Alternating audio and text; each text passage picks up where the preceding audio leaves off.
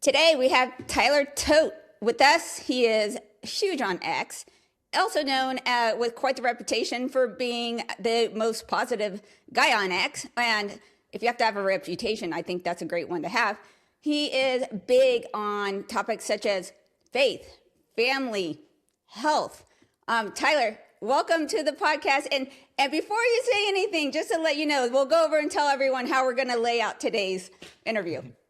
Sweet. Sounds good. Yeah, I'm super fired up to be on here. Monica, you're one of my favorite people. It's awesome that we live, 40 minutes away. We've met in person. I just look up to you a lot. I think that you are talking about things online that most people don't have the courage to talk about, but after having coached hundreds and thousands of guys over the last 6-7 years, many of them that are in these relationships that you speak of, I see a lot of these guys suffering. I've coached a lot of them. And so I think it's such an important topic, and I admire you for your courage. I love seeing you growing across socials, and so I'm really honored to be here. It's awesome. Good to connect. Yeah, and just for the record, I wanted to interview Tyler a year ago, but he was head deep in wanting to get his book finished, and now you're finally got your book finished. So here we are. But yeah, it's interesting because we do live so close, and I'm like, well, let's just do this online anyway because we're still busy people. So here we are. But what we thought might be fun is instead of doing a typical I just interview him or he just interviews me, we're just going to do it all in one. So we'll start today with me talking and discussing and all the things that my audience might want to know about you, and then we'll reverse and flip the script there. And then you'll do an interview with me. So that's how we're going to roll today. It's really interesting. You are a huge, wonderful example of how to have a great marriage. And we do see this kind of gender war online. The guys are saying marriage isn't worth it. The women are like, there's no good men out there. There's a little bit of truth on both sides there. What is the sentiment that you're seeing about marriage, about relationships? Are you kind of getting the same vibe that I am, that just everyone is frustrated out there? Yeah, it seems to me like I don't know how much this is real and manufactured. And my biggest thing is life is a mirror. And so every guy that comes to me, I will say 75% don't hire me, because the first thing I say is that if your wife truly is this way, that is a reflection of you. She is mirroring your image, the energy that you bring into it. And so, I'm a big ownership guy. I think that this is the number one thing is, look, man, you can probably be a successful female today and be very frustrated. Maybe you're 30 and you're like, all these dudes are just wanting to go to clubs and they play video games constantly. They're just boys. They're not men, And it's like, okay, well, maybe you need to take an introspective look and say, well, where am I? Maybe I shouldn't go to nightclubs 3 times a week. Maybe I should volunteer and hit church up and hit some other areas that maybe I have a chance to meet better ones. And guys, I say the same thing. There's no good girls out there. They're all hose and this or that. And I'm like, well, where are you looking? You're at Club Excess in Las Vegas. So of course, you're finding these people. So I always think it starts with that ownership principle. I do get that people are frustrated, but again, I think, I hate to be mean, but my wife wouldn't have shown me the time of day had she met me 2 years prior. I was not in good shape physically. I was not going to church. I was one of these boys going to nightclubs and quote unquote chasing girls, instead of building myself to then attract an amazing woman who then wants to come into my life and build with me and add to my life, right? And so it's a different kind of switch I think people need to flip if you're single out there, that you got to look, and even I always say everything you believe is a choice. So even if it is true that there's not that many great guys or not that many great girls, I just wouldn't even choose to believe that if I was single. I would choose to control what I can control, which I just tell guys this all the time. I don't care how ugly you are as a guy. Maybe you just don't have great features. If you get shredded and you're on fire with a mission, that you wake up and you have good energy and you're just kind of personable and you're building things and you're attractive. I don't care how ugly your features you have. You will find women in a top tier that find you attractive, and every guy can control that, right? So I'm real big on that ownership piece. Control what you can. I'm with you. We got to play the cards that we have, and I know that's a good analogy for you since you are the poker guy. But it is interesting. You said that your wife would not have been any remotely interested in you if you were the guy who you used to be, and a lot of people don't know that you were out of shape. You had an existential crisis. You had a literal come to Jesus moment. Can you kind of walk everyone through how you used to live your life? what prompted you to correct things and kind of your steps? I remember this story about how you said that you basically used to run a bank, used to manage a bank, and you actually took this area and created a workout space.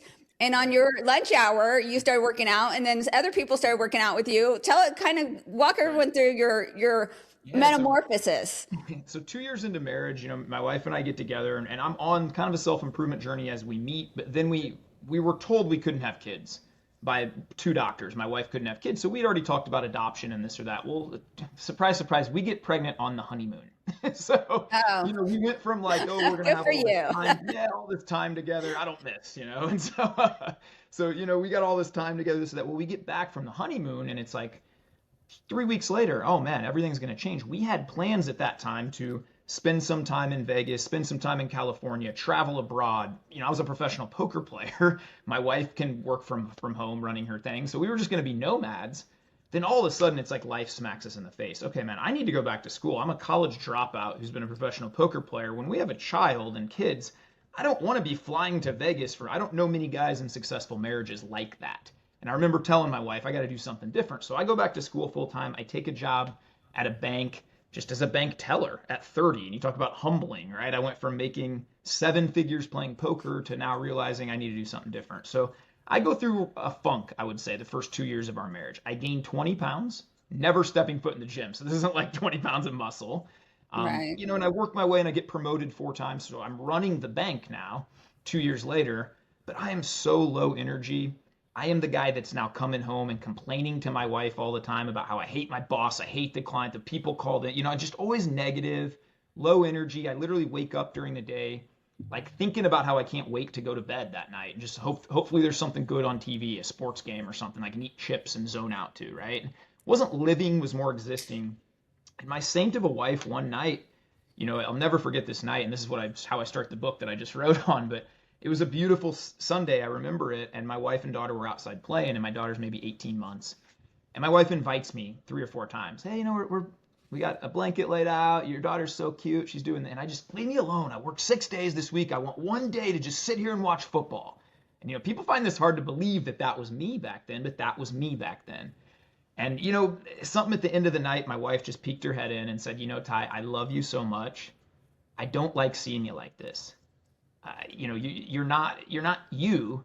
And just, I want you to know you're never stuck. And anything I can do to help you get unstuck, please let me know.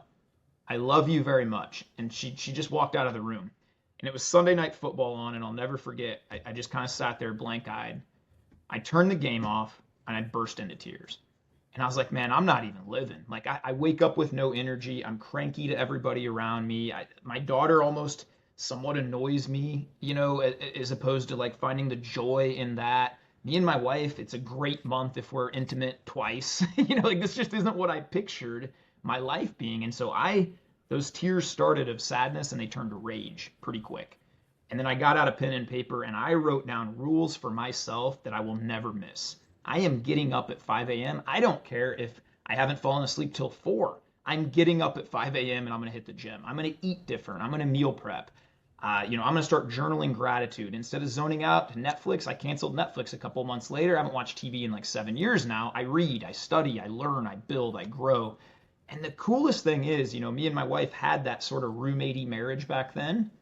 My wife, like 7, 8 weeks into seeing me become this new guy, I didn't have to ask her, like, can we have sex more? Can we, it was just this attraction that I saw her see me of, man, this is a guy that I kind of want to follow and build with now. And man, that changed our marriage and our dynamic so much to where that's why I'm so passionate about this for guys, because I've lived in both. But that's a 7-ish years ago now, I guess, and I've never really stopped that of just, I'm gonna build, I'm gonna create, I'm gonna do the things I want to do. And my wife will say to me now, like, if I mention something crazy to her, yeah, I really want to do this. She's just, oh, I know you'll get it. How can I help? And the craziest thing too is about a year after that happened, I got fired from my corporate job, and it was my fault, 100%. And my wife had warned me, you shouldn't be doing the thing you're doing at corporations. They watch you. And I'm like, nah, don't worry about it. I'm a poker player. I'll figure this out, right? And I'll never forget, I got fired, and I mope home. And I'm like, I've gone from making a good income, things are pretty good now. And now where do we go? And I'm thinking my wife's going to be like in the front yard, like, you better, I told you so kind of thing. She met me outside. She gave me a huge hug. And she said, I love you so much. I'm proud of the guy you're becoming every day. God has bigger plans for us. Let's get to work together. Let's build the life we want together. And that's what I tell young men. I was at my lowest point a couple times in life, and my wife is the one who, like, it was almost like a that movie 300. He looks over at his wife, and she kind of gives him like, Yeah. that's how I felt, was that my wife was right there, just in the battle with me. And I tell that to young men who are very, marriage sucks, this or that. It's like, no, man, if you continue to build yourself, you will elevate everyone around you. And now there's two of you elevating all the time together, and it becomes a cheat code for, we you fast forward a few years from that, and I fired my company. At 37, we semi-retired, my wife and I. Not that we don't need money ever again, but we've got enough passive income and things coming in that we don't need to. We can kind of live life on our terms. And so that's a long roundabout way of saying, yeah, I was in kind of a pit in marriage where I would have told you a year and a half into marriage, it's a scam. This sucks. I have sex like once or twice a month. I don't like this. Like we do, like this just isn't, it isn't fun. It seems transactional. And the only thing that changed was me. I love that because you do have so much power, both sides. Your wife handled things so loving on every aspect and saw the greatness in you. It's almost like a coach, right? The coach can see things in you before you can. And so she never came approach you like, I told you this is what, and I think that the majority of the time that women would approach their husbands, especially in that situation. I just love that her approach was one of love, support, and she never stuck it to you. And that's really beautiful. And that just shows how well you chose, because choosing your wife is an important piece. But then you hone on the other side of it of like, okay, I chose a great wife, but I'm not a great husband for her. You still had to do the work. Now, today's episode is sponsored by Cup Cozy Pillow. If you are lacking a cup holder just about anywhere, Cup Cozy Pillow has your back. Go ahead and use the link below. You'll see them listed up there. Also sold on Amazon or on our website, cupcozypillow.com. Also, I want to take a moment to let you know about my new community. It's free for the first 100 people. So I'm going to link that below. What we do is we take the information and the concepts and the ideas that we start the conversations here on YouTube, and we are able to really have more of a back and forth interaction. Sometimes you have things that you want to talk about that you're not comfortable just dropping in the comments. So go ahead and check out that new community. And also, did you know that 92% of my viewers are not subscribed? Are you friend zoning me? If we've had more than one interaction, I don't want to be in the friend zone. You guys know how that is. So go ahead and hit that like and that subscribe button, and let's start this relationship formally, okay? All right, now let's go ahead and move on. At what point did you think, okay, I'm going to go on X and I'm going to become Mr. Positivity? Like, were you always Mr. Positivity? Or is this something that was part of that plan that you established? Yeah, definitely not. If you knew me in my 20s, I'd find a problem for any solution. I was like, I had a day, I'll never forget this, where I made it's like $72,900 playing poker one day. And my first thought was I was angry because I got third and first was 200,000. And then I also had to pay taxes, so it wasn't even really that much money. I was like that guy. And I think being in a poker environment for a decade it's hard to stay positive when you're around those environments and nightclubs and all these things, right? And so no, I was not like that. What really changed my life, and this is so simple as mindset, is number one, the inputs. Again, I don't watch TV. I don't listen to the news. You asked me what Trump said yesterday. I have no idea. I don't follow this stuff. I'm really decided I'm going to be great at 5 things: faith, fitness, family, finances and business, and friendships and relationships. Nothing else. I don't know what's going on around me. I affect what I can affect. And so I've become really honed in on that. And that big piece was I started doing a gratitude journal about 7 years ago, where every day I wake up, I can just show you real quick. It's this simple. This is my gratitude journal that I just did today. It's filled with 7 years of things I'm just great. I could scroll for days. Oh, it's ongoing. Yeah, I don't miss days, right? And so every day I just take a couple minutes, write a couple things I'm very grateful for. I'll often text those things to my wife because they're often about my wife sometimes too, or our family, or our mission, or the life we get to live, or just the things I'm so grateful for. And I just say a simple prayer: God, keep my mind focused on what I have, not what I lack. And it's an amazing shift that I've seen. It's like the gym. You don't go to the gym, lift weights 4 days, and now you, oh man, now I'm ripped. You go to the gym for 7 years consistently, you are in great shape. This is the same thing. That simple habit of a 2 or 3 minutes a day started to really change the way I think. Couple that with the books I'm reading, the positivity. I won't let you be around me if you're negative. I just won't. I don't care if you're family. I don't care who you. If you start complaining a lot, I'll ask you, what are you doing about it?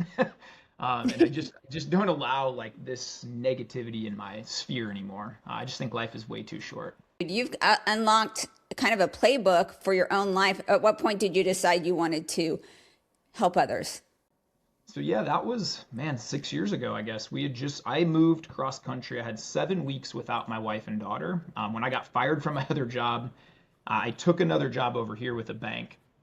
And so I moved into this house we're in right now with literally, no joke, a mattress on the floor and my Bible and a bunch of notebooks, and that was it. I think I had a refrigerator downstairs. There was nothing else. And I had 7.5 weeks. And I'd say that's such a gift for a guy who was, as a dad and a husband, and you're pulled in a lot of directions. For 7.5 weeks, my wife and daughter stayed back to finish selling the house there. And I just got addicted. I mean, when I say addicted to self-improvement, up at 5 every day, study the Bible for an hour, take a bunch of notes, hit the gym for 90 minutes, eat perfect, started walking on my lunch break, started coming home after work, reading and studying again. It was about 2 or 3 weeks into that. I don't know why I hated social media, I had 0 followers. I pulled up Twitter and found Zach Hommel and Zuby, a guy named Ryan Stevens, and they're putting out all this positivity. And I literally scrolled through Zach Hommel's stuff and wrote notes. I'm like, oh, I can improve my life by the thing he's saying here. Oh, I can improve my life by what he just said. If I just apply that, that will better my mind. Okay, let me do that. Zuby had something like, never watch the news again. It's propaganda. Just try it for a week. And I'm like, all right, this guy seems smart. I'm going to try that. He's right. Holy cow, they do lie to you about this thing, So I don't know. And then a couple weeks after just following and watching that, I'm like, I've lived a pretty interesting life. I feel this sort of pull to maybe just share some of my journey. And it just started as easy as my goal was, I hope I help 2 or 3 people. That was my prayer to God when I started tweeting. I think I went 5 months. I had like 400 followers after that. I was like, hey man, a couple people find some value in what I say. Cool. And then I think COVID hit and I started working out outside. They would put caution tape around our outdoor fitness court and ban you from working out. And I would walk out there every day and rip the caution tape down and tell them, call the police, Such throw a me in rebel. jail. Yeah, like I'm gonna do pull-ups by myself. I'm hurting no one. Get away from me, basically. They started filming me and it called the cops on me. To the cops' credit, they were amazing. They'd give me a fist bump and be like, bro, like, great job. Like, but then I started tweeting a little bit about that. Those things went viral several times, and then I got up to 10,000 or so followers. Then I started having people seeing my physique at 37, 38-year-old busy dad, and they're like, "Holy, will you coach me?" I didn't even know what that meant. I never aspired to be a coach or anything like that. I remember I charged 10 guys, I think $25 a month to write them plans. I mean, I probably got paid 5 cents an hour looking back. So, I'm checking in with them. We're on calls, all these things, but I loved it. I just felt something in me I'll never forget one of the first guys lost 18 pounds in 2 months with me. And I was just so fired up for him. He changed his life. His wife was looking at him different. His sex drive was back. There was so much good. And I'm like, I'm addicted to this. I love it. And so then I just said, oh, $100 a month. I'm still working at the bank at this time.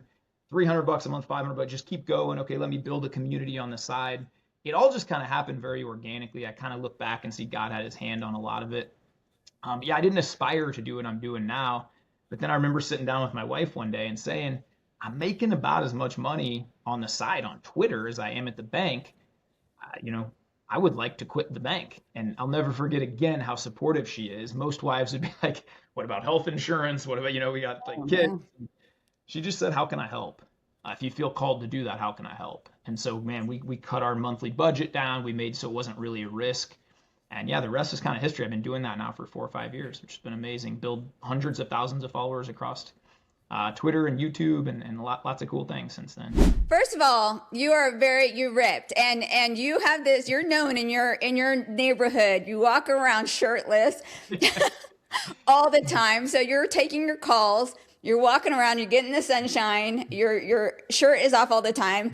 Have you always walked around shirtless, or is it this is like, I'm trying to get some sun, or I'm proud of my physique, What's I the mean, I'll story say I there? definitely did it more when I was like 37, 38, 39, 40. When I like, that was the peak. I was probably like 7, 8% body fat. I've kind of tapered off that as the last couple years, more life balance with my family. So I literally didn't wear a shirt for like 4 years. I just like, maybe to church I'd throw on I'm like a sure shirtless your t-shirt. wife was horrified.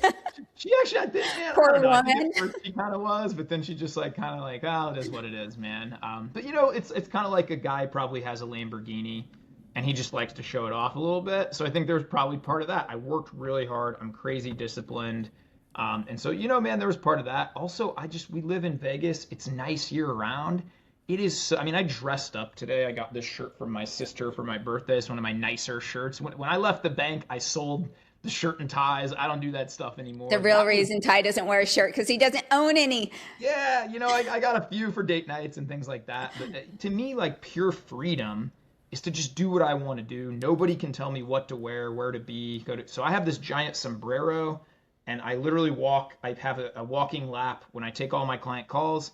I usually don't have a shirt. I have a giant sombrero. I take my calls there. All my neighbors think that I'm homeless. They don't. They're like asking me if like do you need a job? I've had several of them ask, like, what do? You just talk to people all day and walk around shirtless? That seems weird. Like, these are my clients. It's okay. But yeah, that was winning to me, and that doesn't have to make sense for anybody else. But for me, to hit the gym in the morning, to have some quiet time, to get to take my kids to school every day, to get to be there for all their things, and as crazy as it sounds, to walk around shirtless in Las Vegas and chat with people I love and build things I love with people every day. That's just winning to me. If you have it, flaunt it. Just if you don't have it, don't flaunt it. That's kind of my mindset on it. I'm just finding there's just not a lot of intentionality. Our nature is very lazy as humans. Is this the number one thing? Is just the sheer laziness and complacency, lack of intention? Yeah, I mean, I was on autopilot for 34 years until that night where I decided I'm going to write rules for myself and I'm going to make myself do these things whether I feel like it or not. And I tell people all the time, I'm in shape at,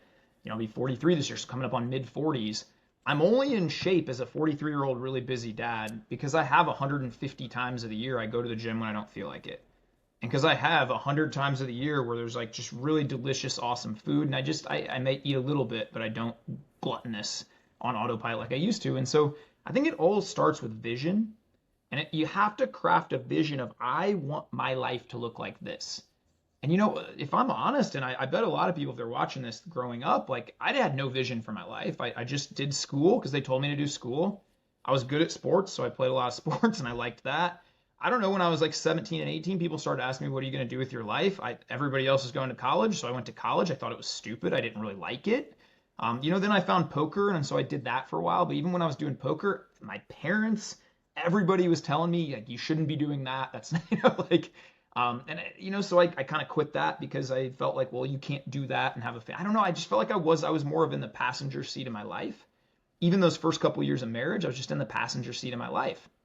And so I sat down, and I would encourage anybody to do this with my wife, and we said, if money wasn't an option, what would our perfect day look like together? What would our perfect week look like together?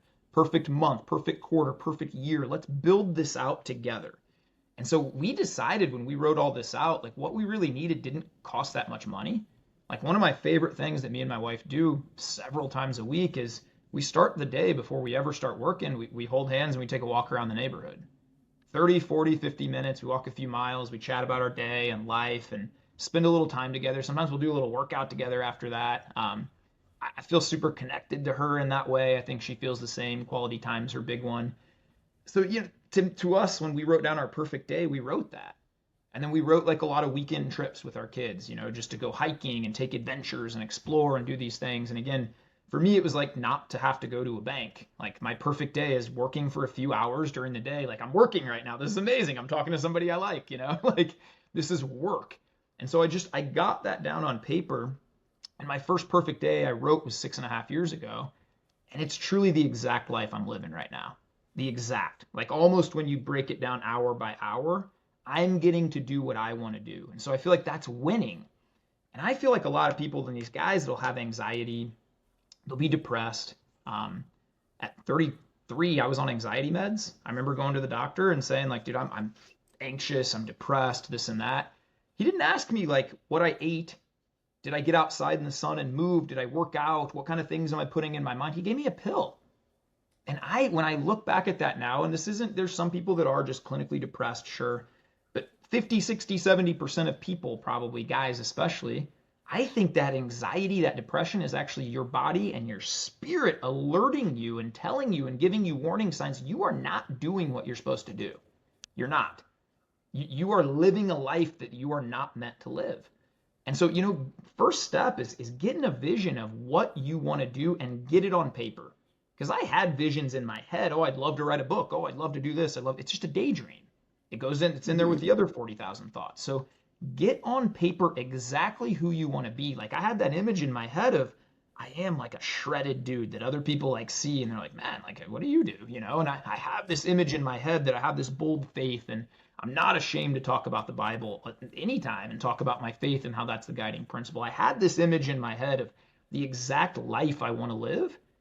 And I go back and I audit this every single month. I call it a monthly audit. And I make sure I'm still on track in all these 5 areas of life that I want to be great at. Just the same as I always say I'm the CEO of my life.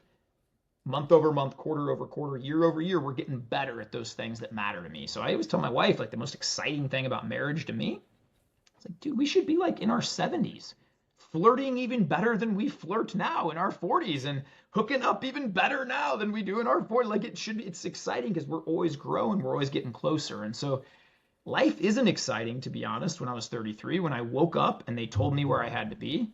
They told me when I could leave. They told me what I could wear. I had nothing that I was building, creating, looking forward to.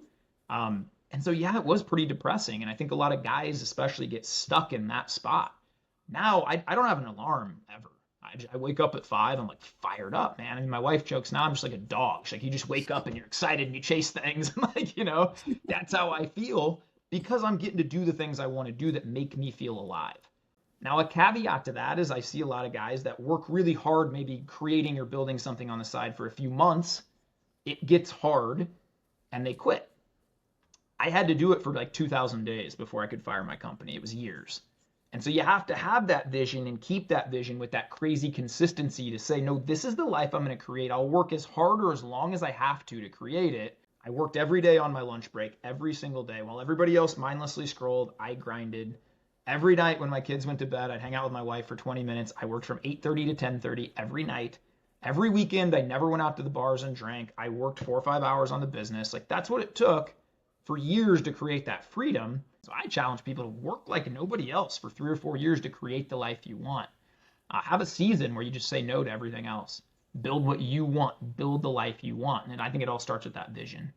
I so appreciate your positivity, your presence, what you're doing for men, what the example that you're making in your marriage. And I'm just so happy to know you as not only professionally, but just as a friend. So thanks so much for sharing your That's story. beautiful. Can I say, Monica, do you have more men that follow you or women, or is it a pretty good split? I have a 95% male audience. Really? Wow. I Yeah. guess that doesn't surprise me because a lot of, because one of the things that I would impress upon any wife watching this is I've heard this from a prominent preacher. There was a woman asked this prominent preacher a question and said something to the effect of, if my husband was more like your husband, I would give him respect. I would treat him kinder.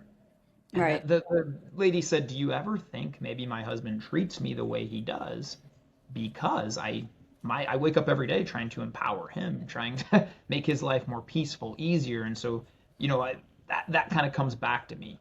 And so, I've always thought the 2 lowest points in my life, my wife was right there to build me up, show me grace when I didn't really deserve it, show me kindness when I really didn't deserve it. And so that's why it's so easy for me as a man to say, if I walk out the door today and there's 10,000 naked models in front of me, I'd laugh and I'd go back to my wife. Like we build together. She's the only one I want. And, like I'd die for her in a second without thinking. And I think, for a lot of any wife watching this, like maybe your husband doesn't deserve the respect right now. Maybe he is doing things at work you're not proud. Maybe he is a little bit lazier than you would like. But if you make it your mission to build him up and empower, somebody's got to go first. And then to any of the guys, man, again, if you're out there complaining, I wish we had more sex, I wish we had more this or that, just start by building yourself. Become a guy, and I tell guys that I coach this, and I'll just be honest. If my wife walked in after this podcast and said, hey, Ty, it's over, I'm leaving you, I would laugh in her face. I would. I'd be like, good luck, like finding a better Yeah. dad and a better, You like, know just what's good out luck. there? Yeah, like good luck. And in the same way, if I went to my wife today and I said, I found this 25-year-old, I'm trading you in, she would laugh. She's like, you can't even open your emails without me. Like we've built everything together. You don't even know your password. How are you gonna eat? All you can make is Jack's frozen pizzas. Like, like we have this integrated life and this teamwork, but I think it's because I'm always growing, she's always growing, we're growing together. So I tell guys, make yourself invaluable. Pretend like you're on a second or third date all the time and like bring that energy into the marriage and watch how your wife responds after a couple months. It's really hard to not have a great marriage when you bring that level of intentionality. That's 100%. that's just a fact. And so, yes, start with yourself. If you're the woman, start with yourself. If you're the man, start with yourself. When you have perfected yourself, then you can look at the other person. But here's a spoiler alert. That will never happen because there's That's always right. work to do. So, Ty, can you let the people watching know where they can find you Yeah, if they on want to get more X is probably the information? biggest spot. It's down here. Yeah, at Ty Romper. You can shoot me a DM. I'm on there every day. X is my main platform. I'm on YouTube as well, Tyler Todt. LinkedIn, I've grown to 25,000 or so over there too. Just my name, Tyler Todt. Facebook, but main spot is just come say hi at X.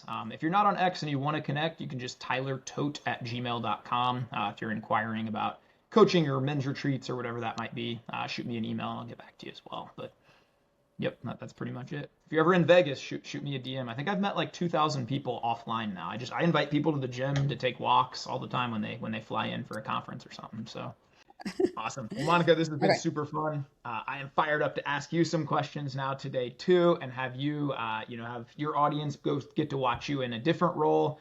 Have my audience get to see you and introduce to you as well too. So, Monica Almaguer, thanks so much for hopping on to the podcast. Now it says you're a wife, mother, host of the Modern Marriage Podcast. You run a school around that too. I personally know people and have talked to many people on Twitter who have benefited from your coaching and your communities and all the things you do.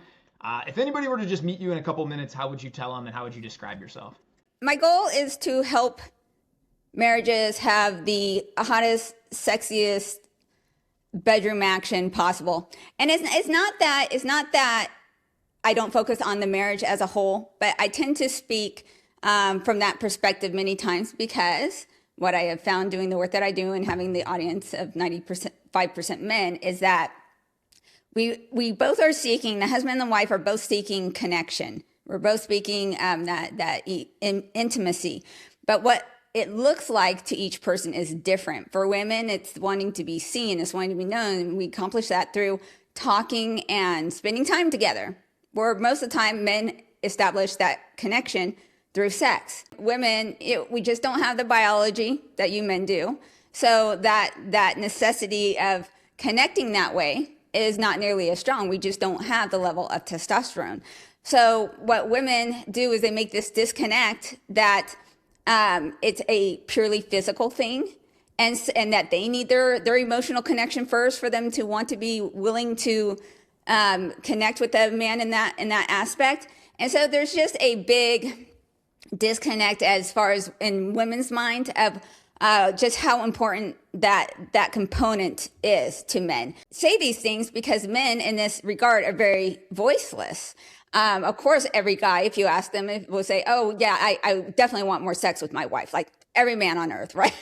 I don't know any man who'd be like, no, I am maxed out. Like I have more than I can handle. So the guys who are watching my content are typically men of faith who took their vows very seriously, but their marriage and their bedroom life look abysmal. We do have the stat that 25 to 50% of marriages are sexless. So if you think about it, I can see why online that the sentiment of marriages seems very unideal. Like, oh, I'm going to go and get married. 50% chance it's going to end in divorce. 70% of those women are initiating these divorces. It's 90% if it's a college educated woman.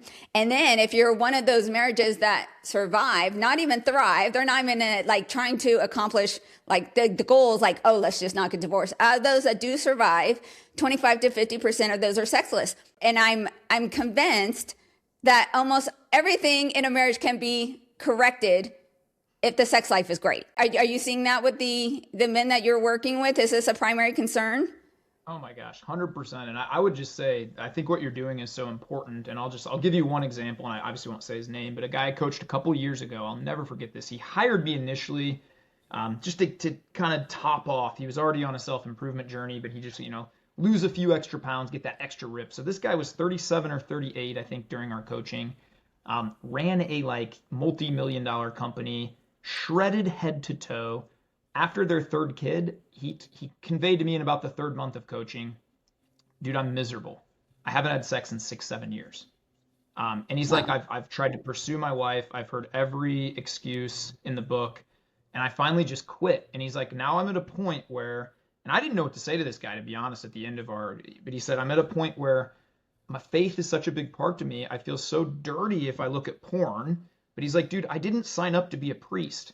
I'm Hmm. 37 with high testosterone. I tell my wife, I desire you. I need this. I want this. And it's hit with that's sort of a you problem. And I Yeah. didn't even really know what to tell him. I challenged him to sit her down, and she refused counseling and kind of wouldn't go that route either. But I challenged him to sit her down and say, until we address this issue, I will no longer really talk to you. It's the same need for you to sit, you want to tell me about your day and you want to tell me about the kids and all these things. If we don't connect that way, then I don't have much interest in connecting this way anymore. And see if you feel close to me after a month of that. And then think 6 years of that, right? It's impossible for him to feel close to her. And so it was sad, man. And I've heard the same story over and over. And he's again, he can't leave, or he doesn't want to not see his kids anymore every other weekend. He doesn't want that. He feels terrible. He doesn't want to cheat on his wife. He's a good guy.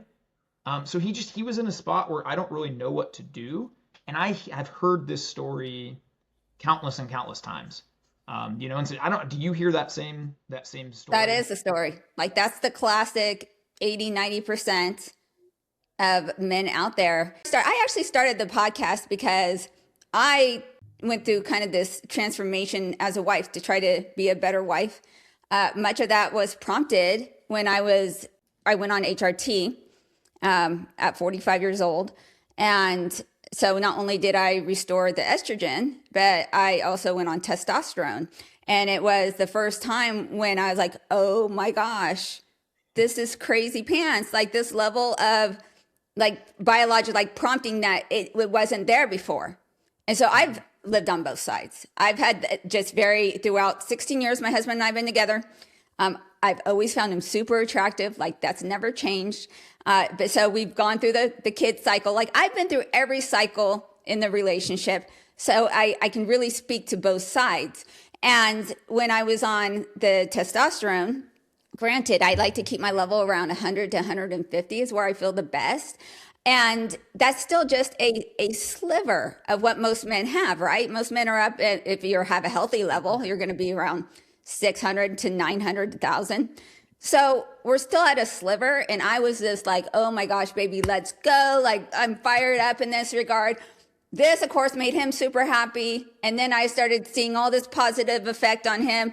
And then I started thinking, well, what else can I do to make him happy? And what else can I do to be a better wife? And it created this really great feedback. And then what I decided is I'm like, oh, I radically transformed the marriage just for doing that one change. Like you said, I changed how much I was showing up sexually for him. And it wasn't because I was, it's because now I have this new desire. Now that my biology is prompting me more often to initiate, and he's feeling desired, and we're just connected in the way that it's important to him and now important to me. So now we started this whole cycle. We changed the marriage, and this was over like a process of 5 years. In fact, it changed so radically. He sat me down and asked me if I was cheating on him because he was like, why, like you're totally different, like what happened. And the only thing he could think of was that I was trying to make up for something bad I did. So to say that you can't radically change your marriage by just showing up differently is an understatement. The other person will react differently to you, 100%. It's impossible for you to just up and change how you're reacting to your spouse and them just deciding to just have tunnel vision on things. One of you has to go first. And one big thing you hit on there, Monica, was that he felt desired. And I always think, if guy tell my wife this a lot of times, like that's why men go to war. That's why, like, I would happily die if an intruder, like, we feel desired and loved and respected and cherished by this one woman that we chose. And as that kind of fades away, a lot of guys take flack too for, oh, he's just at the office all the time. Well, he's respected there. He's not respected in his home. He doesn't feel like he's important or desired or any kind of thing like that. And so it's cool that you mentioned how your husband feeling desired sort of made him turn it up notches too. And now all of a sudden, maybe he's more attentive for you. Maybe he's more present. Maybe he's wanting to do more fun things that you wanted to do. And this benefits you as much as anyone. And this is what I tell all the guys I coach. If you're a great world-class husband, who do you think that benefits more than anyone? You. If you're a great world-class wife, who do you think that benefits more than anyone? You. And so I love that you took that initiative and went. I think that's an amazing thing. Yeah, definitely, definitely. So yeah, when I started the podcast, I wanted to help women kind of learn these aha moments and how to show up better. And then my fourth video I ever dropped was all about how to show up sexually generous. Like, it doesn't take that much time. Like, we're talking 10 minutes twice a week. This isn't hard. Because this is the standard excuse, right? Oh, I don't have enough time. I have kids. I'm too tired. Like, there's always, we find excuses, and we may even believe them. And I truly believe that women believe these excuses, but ultimately they are just excuses, because what it is a lowering of the priorities from what they should be. So as a spouse, we need to show up in the way that is important to our spouse, not in the way that's important to us. So if as a woman, you have to understand that how important sex is. And then even if you're not quite at the level, and you never will be, because we're women, we're not men, you know that you're going to have to step up in this regard, but it's beneficial not only to you at the long run, but for the long-term sake of your relationship. Yet you have to actually care about your husband. And this is the sentiment is just, most women just don't care. And it's really sad, because it's very, very much a lack of humility. Yeah, and that's the brutal thing, and I think you can even tell by comments on a lot of you've gone viral so many times in the last few weeks even. But, one of my favorites. It's kind of crazy. Well, one of my favorites, the tweet that you put out a couple days ago went viral about getting married is sort of like you have access to this all-you-can-eat buffet, but then after a while, like, the wife just says, no, you can't touch or look at or eat any of it. And so every day you're just walking around looking at all this deliciousness that you want to eat and play with and be with and do, but you're told you can't. And then you're told there's something wrong with you for even wanting that much. Right. And so I love that you acknowledge guys' needs. And I think it's very cool that you have lived on both sides of that. Like, when me and my wife sat down and practically, I remember her asking me, well, how much would you like in a typical week, like to do that? Like 14 times would be great. Every morning, every night. And she's like, well, that's not ideal. So it's That's not going to happen, Yeah, I remember, once we practically talked about this, I had felt sometimes when we would go a week or 10 days that, oh man, my wife just she doesn't care about me. She doesn't respect me. But once I got inside her mind too and realized, well, her love language is just quality time. And so it might have been 9 days, but she felt so connected because, man, we had just watched a movie together. We'd taken walks together. We'd done hikes together. And once I I always said, let me give you a peek inside my mind, the way it works. I feel rejected. I feel this is the way that I feel the closest to you. And my wife is so awesome, wants to be a great wife. So then it was like, okay, well, let's meet in the middle. Let's make sure that you're feeling the way you want to feel. Because again, note that benefits her more than anybody. And then let me make sure that I carve out date nights and times where you and I are spending that quality time, because that's what fills you up. And so have you seen that change in relationships and people you've coached where sometimes wives, and again, I love how you said it, it's just a priority. It's 20 minutes a week, maybe.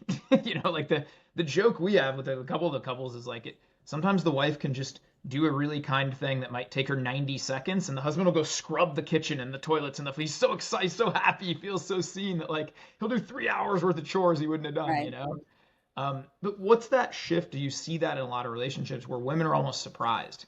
Holy cow, I have a different guy here. Holy cow, he is more locked in. Do you see that light bulb come on quite a bit?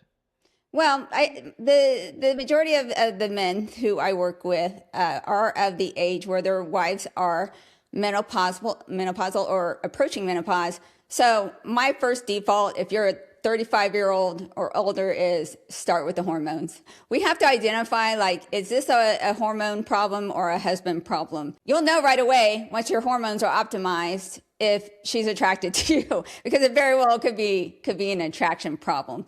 So we'll start there, but even that's a battle, because now we have to go against these doctors that are completely ignorant.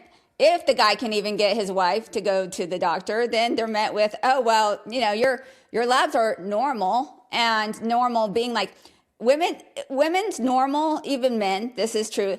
They're going to expect your labs as a 50-year-old woman to be zero. So they're going to tell you, even if you have no hormones going on, that that's normal, because what normal means is that that is what they expect to see for your age.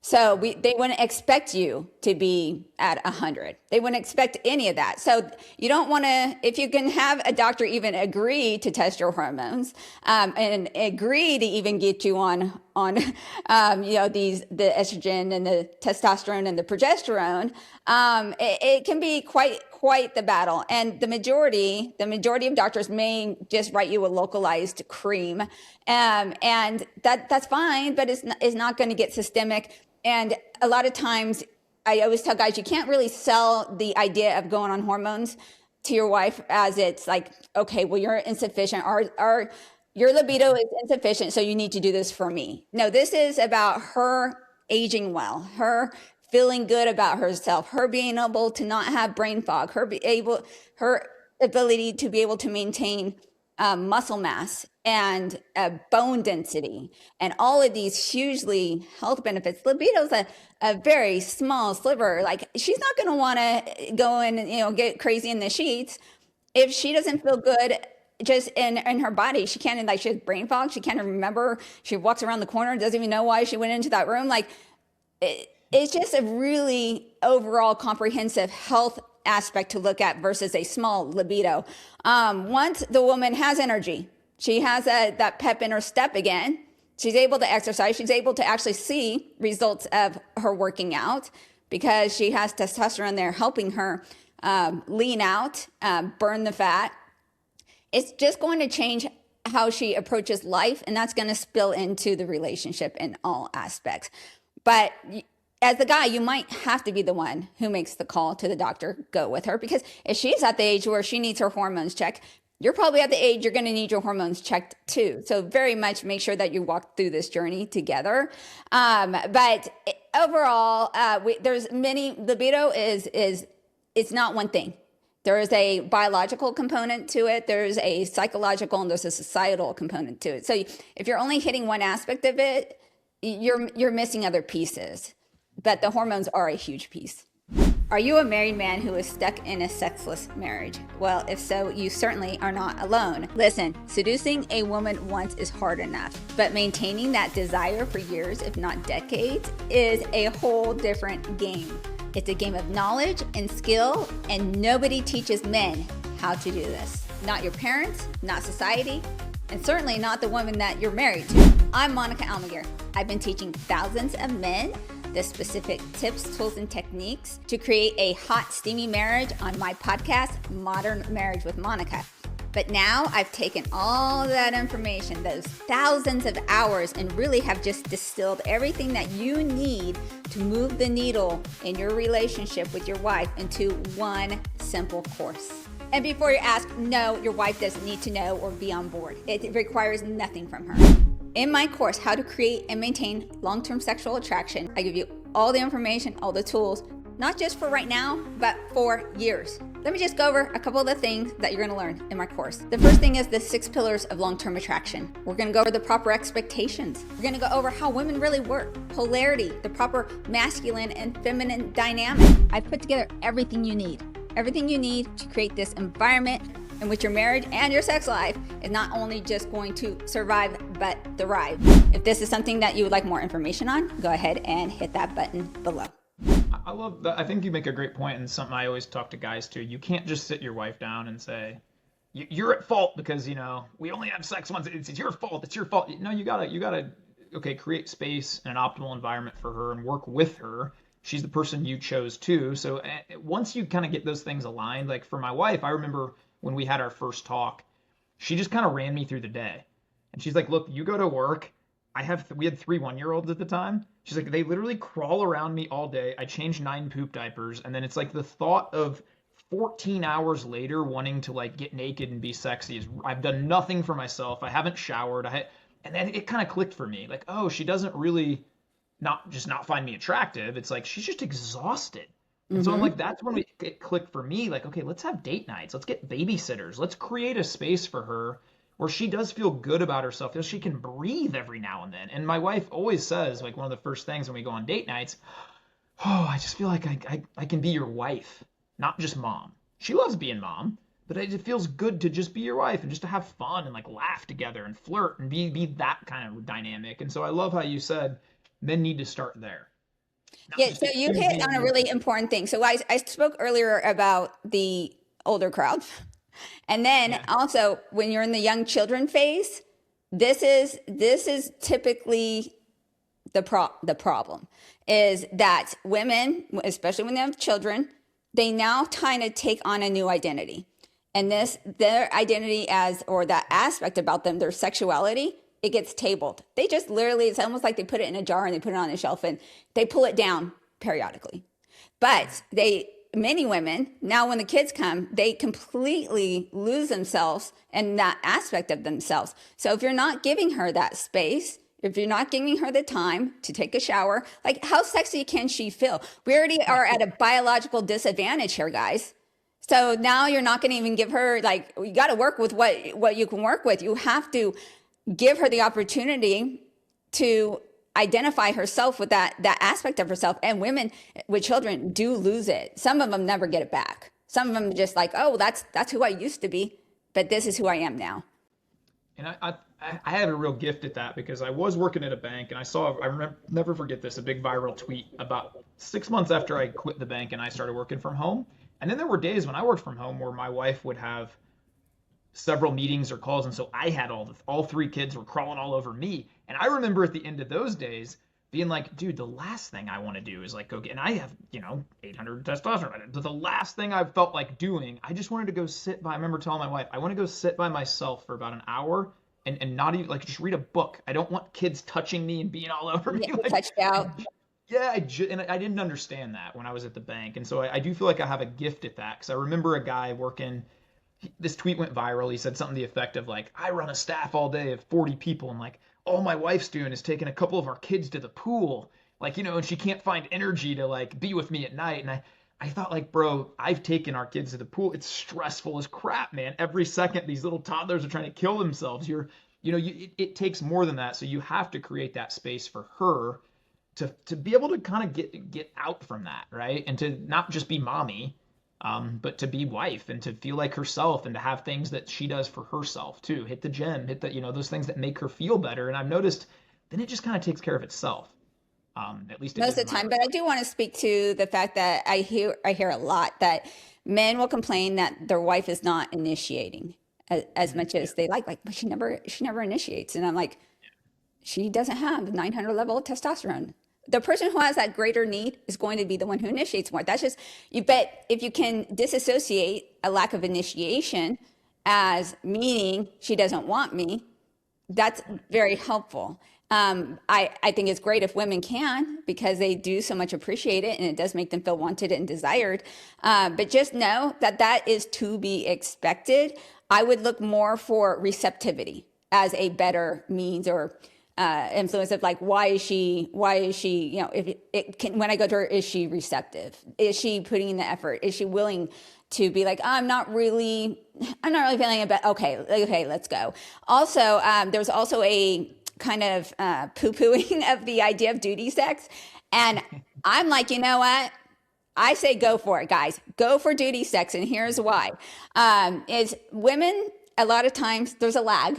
So sometimes they have to physically, like when you go to the gym, you don't always want to hit the gym, but ultimately once you get there, you're happy you did it, right? Very much the same thing with duty sex for women. So if she's like, oh, I'm not really in it, but okay, and you're like, oh, well, forget it, never mind. Dude, you just robbed yourself out of a good time there because now what guys are saying with duty sex is they don't want the woman to go in there and hem and haw and do the starfish. They want them to at least minimally participate, right? So what I'd like guys to do is to acknowledge that your wife is showing up in the way that she can, and that's not to be That's not to be disrespected. It's to be embraced and appreciated. And then what you can do is take that opportunity to really thank her and be like, babe, I so appreciate that. I feel so good. Thank you so much. I love when you show up for me. I know you just did this for me. So you're giving her this positive feedback that you acknowledge at least the efforts. It gets you closer to where you want to be. Because what's going to happen next time is she's going to be like, oh, well, I'm not really in the mood, but gosh, look how we responded last time. It motivates her to do better for the next time. So I think guys need to realize that the initiation is not going to be as great. So don't always take it so personally, and use duty sex as a positive reinforcement mechanism to reward good behavior. That's really, I think what you hit on there is good. And I'm kind of chuckling to myself as you say it, because I remember I joked with my wife one time. It's a good thing that God created men and women different, because if women did have like 1,000 level testosterone, we'd never get anything done. No, seriously. No, the world wouldn't go round for sure. The kids, who cares? Let's go. Like, so it's like a good balance in a yin and yang. And I appreciate you saying that point, because I do think of guys a lot of times. I can even think back to myself 6-7 years ago. Man, why does my wife never, this? But that is so true. And then I think as you grow closer together and you continue to let them know how much this means to you, and without getting too graphic, my wife so many times will give me a code. Hey, put the kids to bed early, or hey, I need help. She said 2 days ago, I need help. Come help me with this. And I'm like, what do you Come help. need help? Like, it's like, we need to fold the laundry in the room. Yeah, if you need help with, okay, but that does make me feel super desired. But I love that you had that shift to be more thankful as a guy, even if your wife is just showing up, because that matters a lot. In the same way that, like, look, I don't want to be disrespectful here, but there's times where my wife's telling me a story about the mailman's dog's cousin. I don't know any of these people, but I'm doing the best I can to show up and ask a question and be attentive. I think that's kind of the same thing. Sometimes in marriage, you just need to show up. A guy does come home, and the last thing he does, he wants to sit in bed, and I'm like, you got to understand, this is a woman's form of sex. Like you said, you're not interested in her latest, purse acquisition, or what's going on with the neighbor, or the drama at work. But it's not about that. It's about her knowing that you're interested in what's going on in her world. So the most of the time, if you just can sit there and listen and ask a question or two and call it a day, it's 10 minutes. So I say the same thing. Like, you want her to give you 10 minutes for sex, you got to give her 10 minutes to talk. It's not hard. But you got to do it. I agree. Well, I have one other question I wanted your take on here real quick, Monica, too. And that's, why do you think it's because I see you get hate, and like your main message is like, hey, let's make marriages like spicy and fun and long lasting. And I feel like if couples would just take more of your advice and make it fun. What can you do to pour into the other person, and what can they do to pour into you? And like, dude, if we see a lot less divorce, that's probably like the best thing we can do for society, is kids growing up in homes. My wife and I talk about this. We love to tell our kids, we do 3 date nights a week now, by the way. And so like, our kids know, we tell them we love you guys, but we love each other more. Like, we want to go spend time together because we love each other. And I think, how can it be controversial for this kind of thing? So what's the because I see you taking hits of like online, and what are the pushback against you? What do people come at you negative for? And what are your responses to some of those things? Talking about sex is so blatantly and on the internet is a taboo in general, even within the context of marriage. And so I do get a lot of like, this is not appropriate place to talk. And I'm like, well, where is the appropriate place? I just had a conversation with my friend. She was over and she was talking about her church and in a women's group. And I'm like, oh, I can come and talk to the ladies about how to have a great sex life. And she's like, well, that's not really the place for it. I'm like, well, then where exactly is the place? Who exactly is the person who's is okay to talk about sex? I mean, if we can't, as a happily married couple, talk about sex to other couples in an effort to make that aspect of the relationship great. The 25-year-old college student who's out sleeping with, is she the girl who's supposed to lead in this regard? So I just think that it does need to be talked about. We need to remove the taboos of speaking about it, because there's things like even women do not know. They do not know that they're going to come a time they're going to look at their husband and have no desire to have sex with them because there's no hormones there. I was never told this. I'm from a very open family. So we have to give the information out there. I'll be the voice. I'm very strong. So most comments, I just kind of laugh. I think they're pretty funny that people kind of tell on themselves.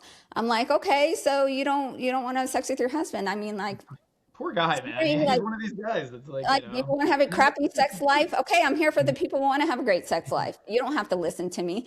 So now I'm pretty strong in my conviction and what works and my mission. My husband's like, oh, you're out there starting a sexual revolution. I'm like, dang straight, man. We had one sexual revolution. Look where it got us. Let's start a different one. I love that in the church it's never addressed, but it's probably the most important issues to guys in my mind. Of like, Oh, absolutely. if a guy is in a sexless marriage, that is the number. I don't care if he's a billionaire. I don't care if he's winning every other area of his life. That's going to be the number one issue. It's never addressed. Sex outside of marriage. It's not, and it's one of the criticisms I have in most Christian churches, and it's not to criticize the faith. What's being taught in churches regarding marriage is obviously not working. There's no difference in divorce rates or sexlessness between people who attend church and people who don't.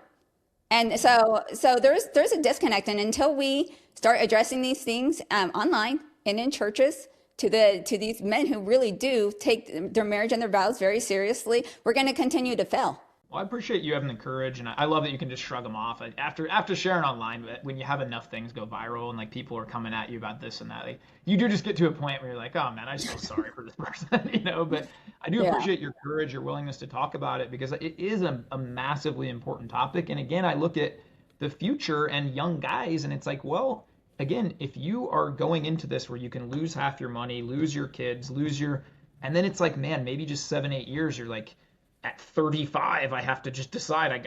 I guess I get to have sex once a year on my birthday, maybe. That's Yeah. just not a good deal that guys are going to sign up for ever. And so that just leads us down these terrible roads, you know. And so I appreciate you being a part of the solution and helping couples deal with this, because it needs to be talked about. Again, if you don't bring it up, what do guys turn to? They turn to porn, they turn to cheating, they turn to really terrible things that are way worse for everybody. So I Exactly. appreciate you doing that. Well, I end all my podcasts what I call rapid fire, 5 quick questions, 5 quick Okay. answers. Does that work for you? Yeah, let's do it. All right, here we go. What's one thing that husbands don't know or maybe never think about that can help wives become more physically into it with them? You can be far more sexually aggressive than you think. If you want me to expand on that, I can real quick. Yeah, go ahead. Because I don't want to, I'm always like, people are like, oh, that sounds very rapey. There's always a power structure. And women like men who are confident and leaders. And that extends to all aspects. Let me give you an example, because I think this will, sometimes I'll be like kind of indifferent about it. And if my husband would just be like, okay, come on, babe, like, come on, let's do it. Like it sounds very non-consensual in a Me Too movement type of thing. But I think you should always stretch yourself to be growing in all aspects of life, and that includes in your sex life. So I think that men could be far more intentional and far more, I want to say aggressive. Like I said, it's a very nuanced line here, but stretch like what you as a man are doing, and stretch your wife to see how let's explore together. Let's see what we can do together, because you hopefully you're going to be together for a long time, and you don't want to be doing the same thing and having the same sex life and knowing the same position and it's the same sequence. It gets very boring. So just kind of stretch yourself sexually with each other. That's good. And again, this shouldn't be taboo to talk about in the confines of marriage. We're talking about married people here. Song of Solomon's, Song of Songs. Exactly. Number 2, what's your favorite date night with your husband? If you guys just have a night off, no kids, no responsibility, what are you guys generally doing? Generally, my husband is a big movie guy, so we do that a lot. So like we are the classic dinner and movie type of people. So we live in Vegas. Our number one place that we like to go is the Top of the World restaurant. So yeah, that's about a once a year event though, because that's pretty pricey up there. So but the dinner movie. We've been here long enough where even though we have access to everything, it's just kind of like we've been there, we've done that. So it is more about getting away and just spending time together. What's favorite place you've ever traveled to? We are cruise people. So anywhere that's warm and sunny, sand, fruity cocktails. We are cruising people. I am cold all the time. Probably why I live in Vegas. I'm a lizard. I'm cold right now, sitting in my house. So I would really like to hit Alaska at some point in my life, but I'm just like, the thought of it surrounded by icebergs, it just, I can't do it. So it has to be warm. Wherever we go, it has to be warm. I've Yeah, always been I this hate way. being cold more than anything, and I love being hot. So I'm like same. My wife and I I both will sit in hot. the sun for hours. I love it. Same. Yeah. What's your best book you've ever read? Maybe favorite podcast to watch outside of yours? Okay, so my favorite book, as far as I think just general, is How to Win Friends and Influence People.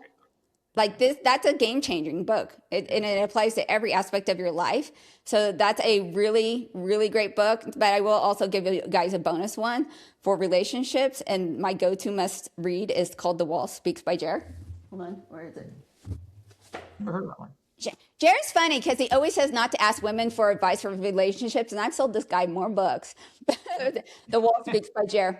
So that's one I always tell the guys to get. Okay, my favorite podcaster is Myron Golden. Do you know Myron? Yeah.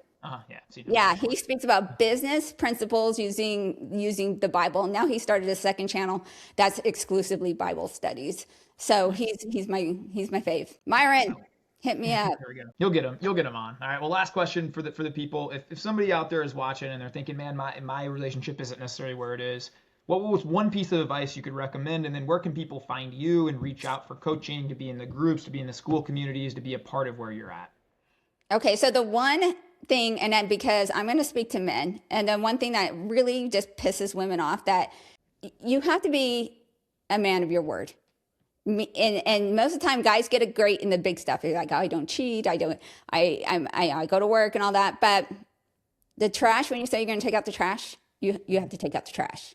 It's so off-putting to have to be your mother. It is far better to just tell your wife, I can't do something.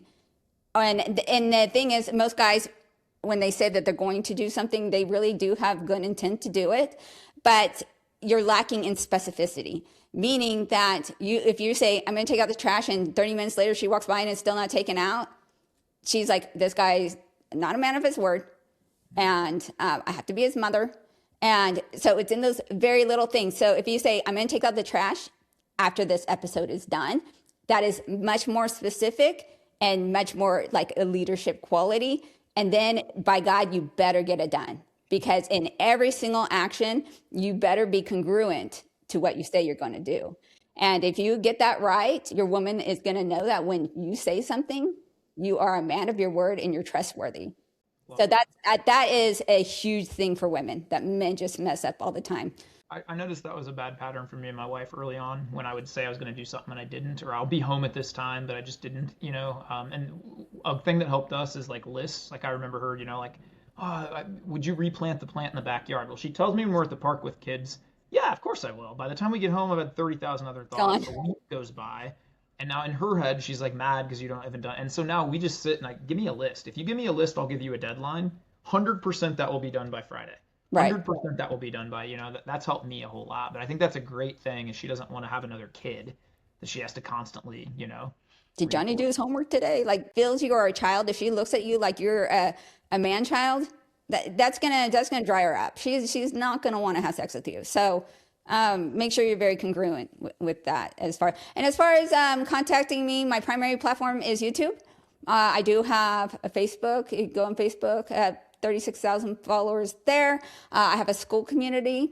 It's a great, man, I'm telling you, I have the best guys in there. We have about 500 members at this time. So if you need the ability to contact, or like just, I'm in there all throughout the day, answering people's questions. That's a really great option. And I also, if you have a very specific immediate need, a one-on-one call is also very helpful. Usually I can get people going in at least the right direction just in one call. So those are some options for people who may be struggling. That's awesome. Well, I appreciate all the good you put out and all that you're doing to help. Again, I think this is a topic that shouldn't be taboo at all. Like, let's get married and have great sex lives and great families and raise great kids. And this shouldn't be like we can't talk about that. So I appreciate your courage to put it out there. I hope you keep helping families and men and everybody change. And I appreciate all you do. So thanks, Monica. I appreciate it. And I look forward to chatting with you again soon. Okay, Ty, good seeing you again. Yep, you too.